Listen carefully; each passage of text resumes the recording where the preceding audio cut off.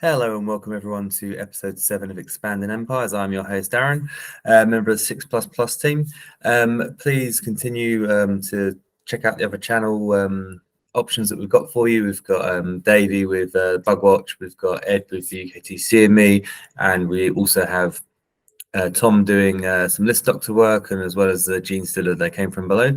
And then we've got some tactical videos coming in from our dear leader Chris, and soon we will have some lore segment coming up as well. So please come check out the channel and all the different things, like, subscribe, help us grow and get to more people like yourself and just make better content.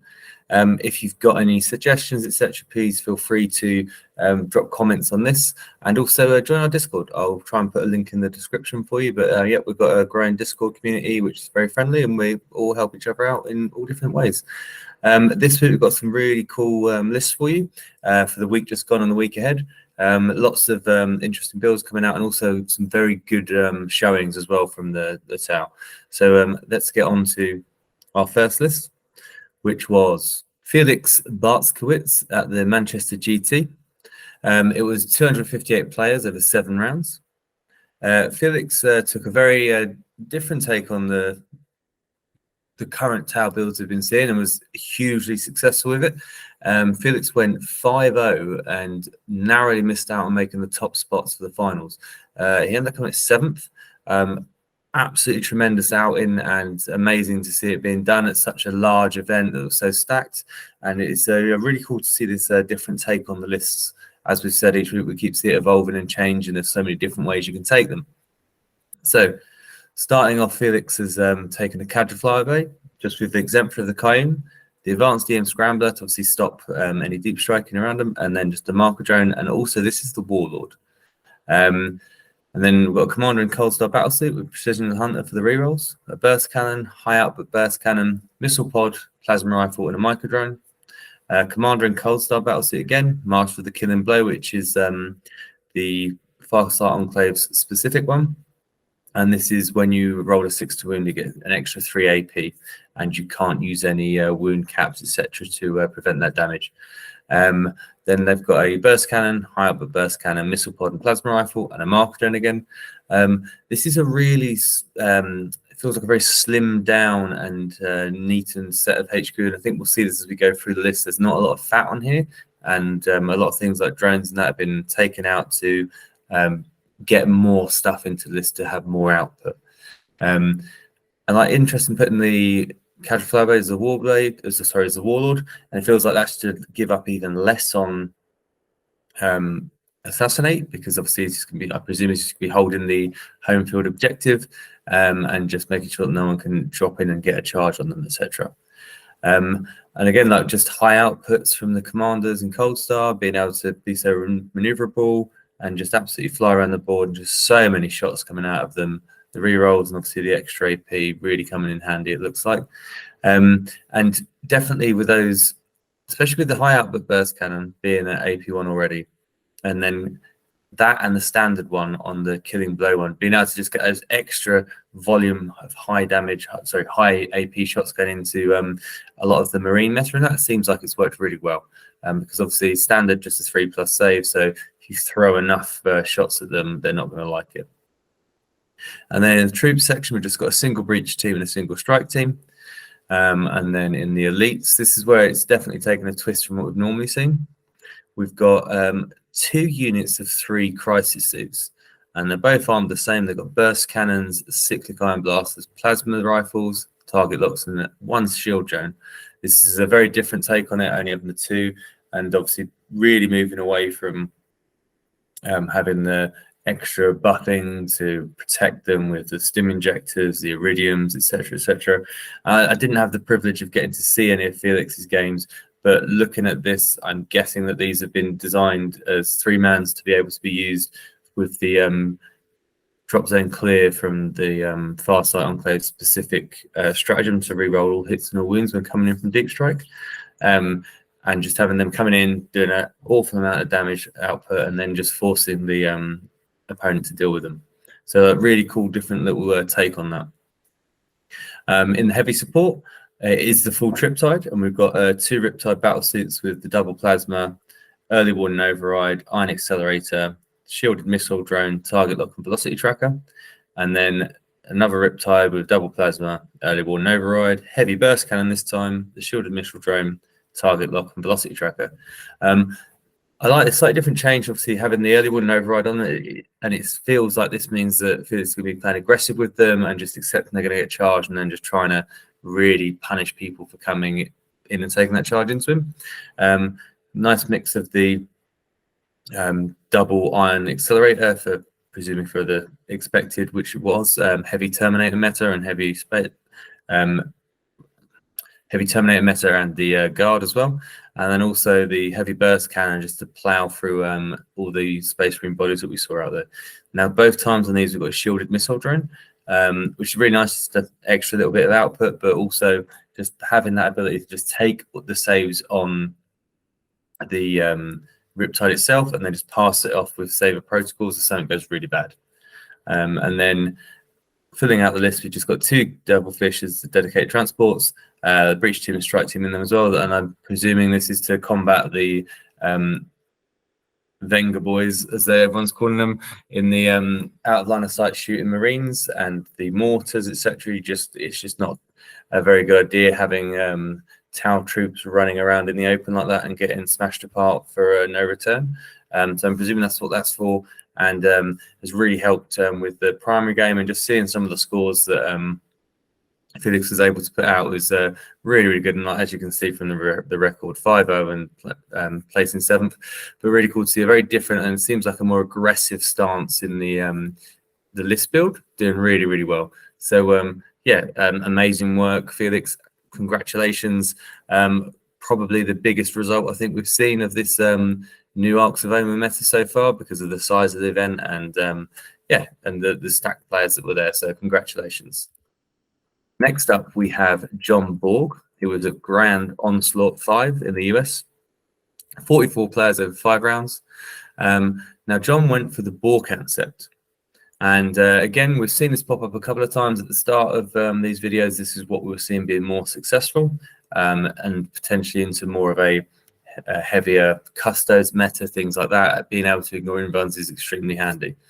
And the list comprises of, in the HQ slots, we've got a Commander in Cold Star Battlesuit with the Secret of Perfection. This is the Borkan specific one that gives him an extra AP on all of his ranged weapons, and then a 6 to wound, does a mortal wound, 3 maximum per target. Then we've got the DWO2 Advanced Burst Cannon, which is the one that means you can't use any wound caps or feel no pains, etc., against any damage caused. Then a high output burst cannon as well. Solid image projection unit, which is a 4-up invuln, and you ignore the first failed save. And then 2 Tau Flamers and 2 marker drones. So this is the first time I've seen it built out like this, and I really, really like it, actually. I think it's a really, really good way of just absolutely plowing through mass infantry, even elite infantry like Space Marines. You've got the advanced burst cannon, the hyper burst cannon, which are both already AP1 going up to AP2, and then the Flamers being AP1 is really cool as well with our D6 plus 3 hits. So that's really, really cool, and I think this has worked really, really well. And then the second commander is a Commander in Force. We haven't seen this guy for a little while, and he's got the Precision of the Hunter with a cyclic Iron Blaster, Fusion Blaster, a Plasma Rifle, and a Tau Flamer that's been upgraded to the Thermoneutronic Projector.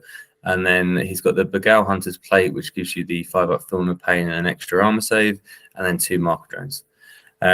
Just back to the standard, very beefy combat commander. It's nice to see him coming back in, holding a couple of marker drones as well. And then we have the Ethereal for the Sense of Stone, Wisdom of the Guides for the 5-up Film of Pain and the Gainer CP. He's on a Hubble drone with a Humble Stave to make sure his invocations go off in a 2+. He's also the Warlord, and again is assisted by 2 marker drones.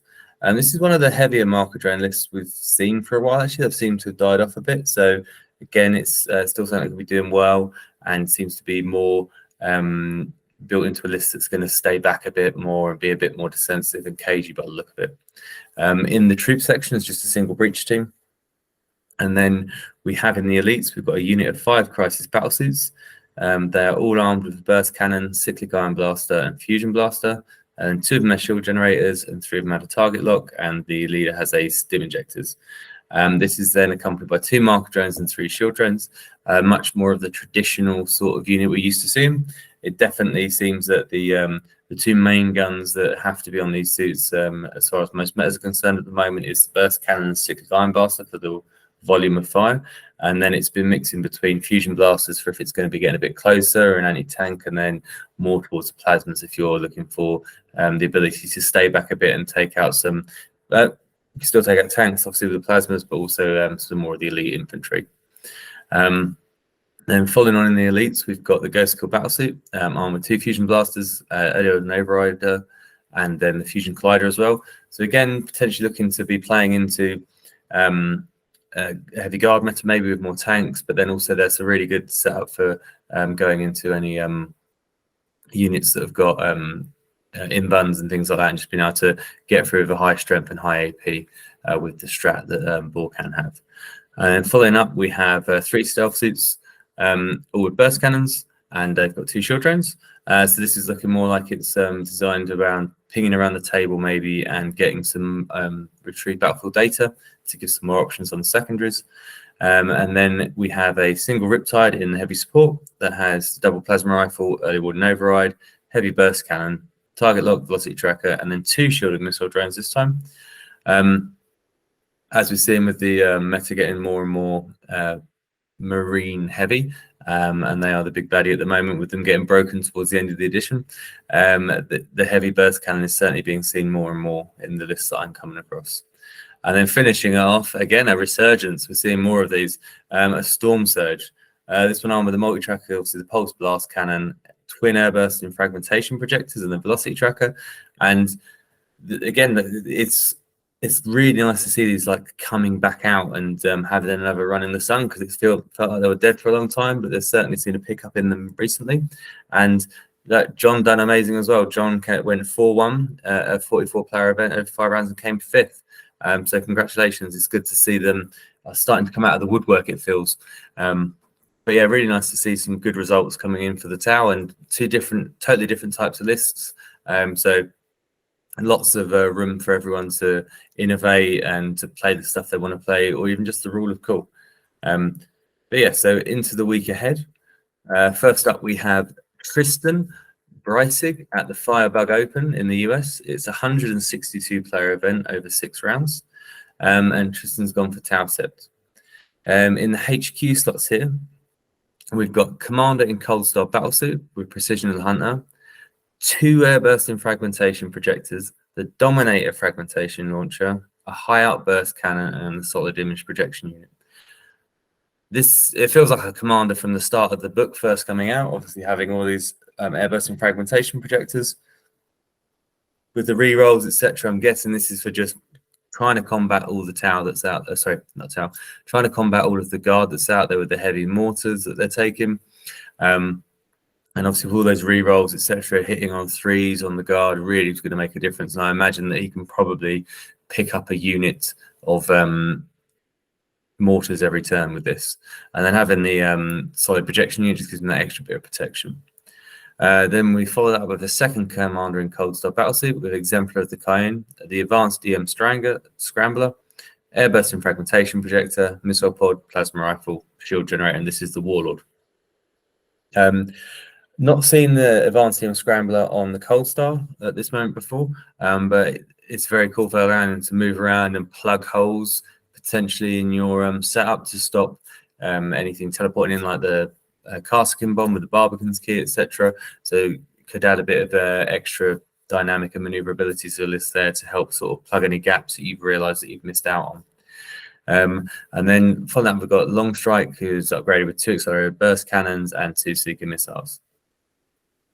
In the troop section, we've got 2 breach teams and a unit of crew carnivals. Breach teams seem to be becoming much more popular at the moment and pushing forward. They're certainly taking the place over the strike teams. And then we haven't seen the crew carnivals and not a lot of late. So good to see that they've come back in potentially for some more forward deploy and just to just saving on points, to be honest, at the moment, with how tight the game's getting to find them with the builds we're seeing coming out for Tau. In the elites, it is just a unit of 3 stealth battlesuits with burst cannons. And then we have, in heavy support, we have two individual units of broadside battlesuits that both got heavy rail rifles, stabilized optics, and twin smart missile systems and a marker drone. Again, this is potentially something that might be getting picked up, because with the twin smart missile systems, it's another option to try and dig mortars out if they come on from reserve, etc., which I'm guessing might be saying that the 2 individual units of battlesuits are for, just to be able to get like really nice angles but keep them safe at the same time, and then not having to suffer any penalties with the stabilized optics. That's then followed up by 2 hammerhead gunships, just a standard loadout with the 2 gun drones on them and the railguns, and then we have a single Riptide battlesuit with a double plasma, early warning override, the iron accelerator, target lock, and velocity tracker. Seeing a lot of this, we obviously, I don't think we don't see many lists with at least 1 Riptide, and it's good to sit here again, just having that extra ability to do a bit of shooting and fading is always great. And then finishing off this list, something that we're starting to see eke its way back into more and more lists as we go along, is 2 Sunshark bombers.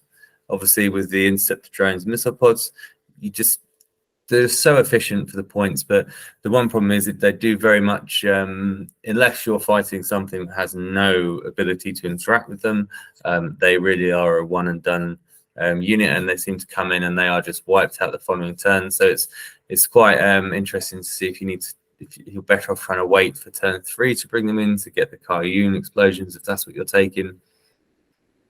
But yeah, this is a interesting take, and I'd like to see what happens with it, because on the one side you've got a lot of out of line of sight shooting on here, which sort of leans in towards potentially the meta they're expecting is much more heavier on people like guard and them having out of line of sight shooting, but then they've got their troop units out in the open without any dedicated transports, so don't quite add up in the same way. But then potentially they're just going to use those 2 breach teams to just do the 2 aerospace targeting relays in their deployment zone or on the 2 edges, and then on Dawn of War, and then recruit on the back, and then use the cold stars to do the other ones later on in the game. Our final list of the week is Ben Yeoman, who is a down under 40k major in Australia. It's 106 players over 6 rounds. And Ben has gone with the Viola Sept, and this is the first Viola Sept army list I've seen since, well, at least since we're doing this, but even further back than that, I've not seen Viola popping up for a very long time. But it's which is so cool to see, like all the hot blood of them. I love the lore behind them. They're much more my sort of feeling towards Tau, but they just haven't really been competitive to take so far. So it's interesting to see this new list getting picked up, and see. I'm really interested to see how Ben gets on with this. So Ben has gone for in HQ slots a commander in Cold Star battlesuit with Precision of the Hunter, 2 fusion blasters, a missile pod, the Onaga Gauntlet, a shield generator, and then first time I've seen this in this is a stim injectors on him, and he's the Warlord. It certainly feels like this commander has been built to go and take out tanks. The Onaga Gauntlet, the fusion blaster, etc., and then be able to survive it with the 4-up inbound and the stim injectors if needed. Really cool loadout on this, very, very different to what we normally see. And then that is backed up by another commander in Cold Star battlesuit with the DWO2 advanced burst cannon, a high output burst cannon, missile pod, and shield generator. So the much more one we used to see with the mass output of low damage shots. Following that up, in the troops section, we have 3 breacher teams. And then in the elites, we've got a unit of 3 crisis battlesuits, all armed with fusion blaster, missile pod, and plasma rifle, a shield drone, and then there is a shield generator as well, and then there is a marker drone and a shield drone attached to the unit. This feels like just trying to have a unit to drop in from deep strike and give out some rerolls to hit on it, and just maybe a point saving for some of the other areas, because like I said, we're not often just one unit of 3, but you do get the savings on command points with some of the stratagems you can use, and it's a lot easier to squeeze them in if you're going to drop them down from deep strike. Following that up, we've got 2 units of 3 stealth battlesuits, and they are armed with 2 burst cannons and a fusion blaster. There certainly seems to be a love of fusion blast in this list, and I don't know if it's maybe just for going into the tanks that we're seeing with guard, but also potentially an attempt to solve the Dark Angels matchup and some of the troubles there, because it's something that's not a very good match for Tau overall. Haven't really found the secret sauce required to get through all those Terminators as it currently stands, so maybe this is another way of attempting to do that. Now on to fast attack, we have a Pathfinder team, just 7 standard ones with Parsons carbines, and then 3 with the rail rifle. And then there is a recon drone attached to the unit as well. We then have a massive unit of 10 Vespid Stingwings. I've been taking them in 5s and 6s, and I do love them. But that's normally for behind enemy lines or for doing retrieve battle for data. It certainly feels like with the 10 Vespids and with their movement of 14, it's a really great way to maybe counter punch and have an ability to push out and actually take on a unit of Space Marines, because their weapons are perfect for it. Strength 5, -3, 2 damage. But with them being assault 2 and only hitting on 4s, I found that maybe a unit of 5 never quite does enough, whereas this unit of 10 would.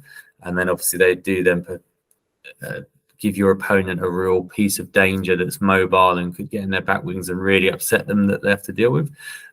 So yeah, really cool to see it being taken in a unit of 10 and just trying to do that force multiplier on them.